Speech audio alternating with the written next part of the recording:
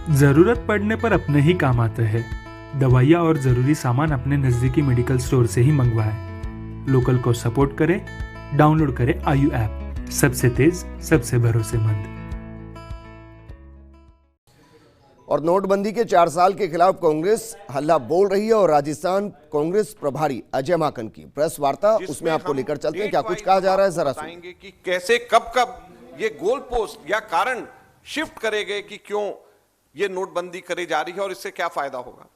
जैसे पहली बार जब 8 नवंबर को प्रधानमंत्री जी ने नोटबंदी क्यों कर रहे हैं इसके बारे में जब राष्ट्र के नाम संदेश दिया, तो उन्होंने 18 बार उन्होंने कहा कि काला धन को रोकने के लिए यह किया जा रहा है, और 5 बार यह कहा कि जाली नोटों को रोकने के लिए किया जा रहा है। और हैरानी की बात यह है कि 8 नवंबर को जब वो कह रहे हैं कि 18 बार कह रहे हैं काला धन और 5 बार कह रहे हैं जाली नोट, नवंबर के अंत आते आते उन्होंने नोटबंदी के बारे में जो उनके भाषण थे, उन्होंने उसमें से काला धन और जाली नोट दोनों का दोनों के कारण हटा दिए।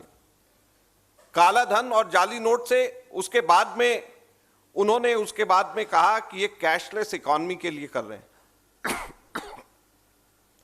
फिर कैशलेस इकोनॉमी के बाद में टेररिज्म के लिए कर रहे हैं। फिर उसके बाद में इनके एक इकोनॉमिक एडवाइजर ने कहा कि ये बैंक के अंदर सेविंग्स को बढ़ाने के लिए किया जा रहा है। फिर एक कारण दिया गया कि ये टैक्स बेस को बढ़ाने के लिए किया जा रहा है। फिर उसके बाद जनवरी के अंत में इनके एक और इकोनॉमिक एडवाइजर ये कहते हैं कि ये रियल एस्टेट प्राइसेस को कम करने के लिए किया जा रहा है। तो 8 अलग अलग कारण अलग अलग समय पे दिए गए और उन कारणों में से कोई भी कारण पूरा नहीं हुआ। लिहाजा आज चौथी वर्षगांठ पे कांग्रेस पार्टी 7 सवाल मोदी जी से और मोदी सरकार से नोटबंदी को लेकर के पूछना चाहती है। सबसे पहला सवाल, और इसके बारे में बहुत ही संक्षिप्त में मैं आपको थोड़ा थोड़ा उसके बाद में मैं बताऊंगा, पहले 7 सवाल एक साथ में मैं आप लोगों के सामने रखना चाहता हूं। क्या नोटबंदी ने भारत के अंदर काला धन और भ्रष्टाचार को कम करने में कुछ भी मदद करी है? पहला सवाल। दूसरा, कि नोटबंदी के बाद में जाली नोट क्यों हिंदुस्तान में बढ़ गए हैं, जबकि खुद मोदी सरकार ने, मोदी जी ने 8 नवंबर को 5 बार, जैसे मैंने कहा अपने भाषण में कहा कि जाली नोट खत्म करने के लिए कहे गए हैं। लेकिन मैं आपको बताऊंगा अभी आगे आंकड़ों से कि जाली नोट कैसे हिंदुस्तान में बढ़ गए हैं। और ये हमारे आंकड़े नहीं है, खुद सरकार के, भारत सरकार के आंकड़े हैं। तो हमारा प्रश्न है कि नोटबंदी के बाद में जाली नोट क्यों भारत में उनका संक्रमण बढ़ गया है। तीसरा, कि कैश ट्रांजैक्शन से कहते थे कम हो जाएगा इससे, तो नोटबंदी के बाद कैश ट्रांजैक्शन क्यों बढ़ गए? और दूसरा, इसके साथ और भी महत्वपूर्ण प्रश्न है इसी के साथ में कि क्या हिंदुस्तान में कैश ट्रांजैक्शन बंद होने चाहिए? क्या हिंदुस्तान ये अफोर्ड कर सकता है कि यहां पर पूरी की पूरी हमारी इकोनॉमी कैशलेस हो जाए? चौथा, कि क्या टेररिज्म इस डिमोनेटाइजेशन से कम हुआ है? पांचवा, जो बहुत महत्वपूर्ण है, कि क्या बैंकों के अंदर सेविंग्स बढ़ गई हैं?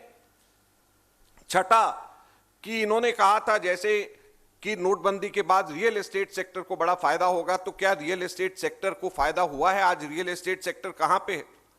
और सातवां, जो सबसे महत्वपूर्ण प्रश्न है, कि डिमोनेटाइजेशन, नोटबंदी की वजह से भारत के अंदर बेरोजगारी जो बढ़ी है उसका कौन जिम्मेवार है, और इसका बेरोजगार और रोजगार के ऊपर इसका क्या असर पड़ा है, यह भी हम आप लोगों को बताना चाहेंगे। सबसे पहले काले धन के ऊपर आते।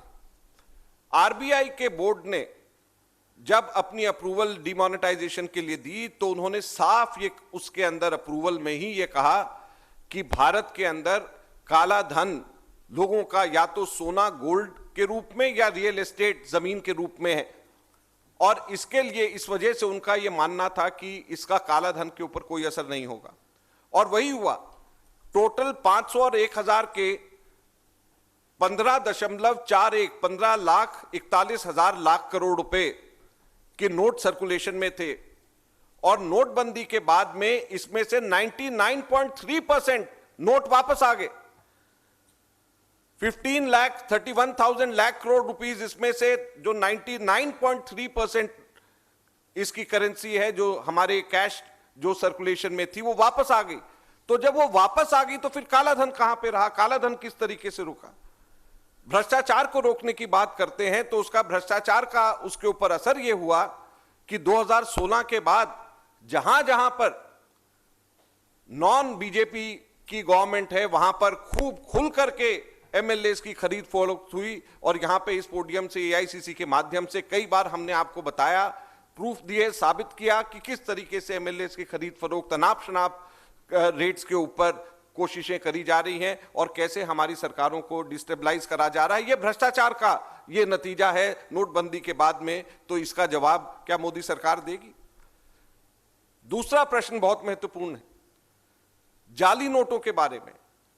इनका यह कहना है, मोदी जी का यह कहना था, मानना था कि इससे जाली नोट एकदम बंद हो जाएंगे। मैंने जैसे आपको पहले 2 बार बता चुका हूं कि 5 बार इन्होंने 8 नवंबर को जाली नोट की बात